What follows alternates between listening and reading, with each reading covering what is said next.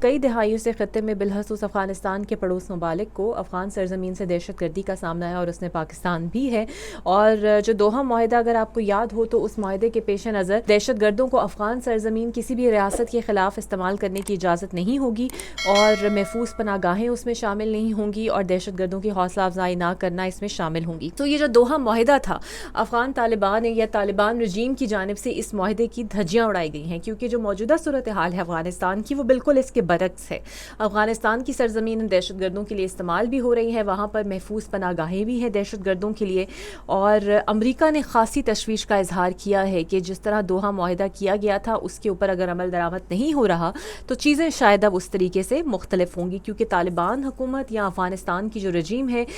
وہ سنگین خلاف ورزی کر رہی ہے اس معاہدے کی. اور افغانستان ہمیشہ سے ہی پاکستان کے لیے مشکلات کا سبب رہا ہے، اور اب طالبان حکومت اب افغان سرزمین پاکستان کے خلاف دہشت گردی کے لیے بھی استعمال ہو رہی ہے. تو اس پر غور کرنا پڑے گا کہ اگر اب دوحہ معاہدہ آپ پورا نہیں کر پائیں گے تو عالمی منظرنامے پر امریکہ اور پاکستان کے لیے بھی صورتحال خاصی مشکل ہو جائے گی. اور اب صورتحال خاصی ناگزیر ہو چکی ہے کہ جو طالبان رجیم ہے یا جو طالبان حکومت ہے وہ اس پر خاصا غور کرے.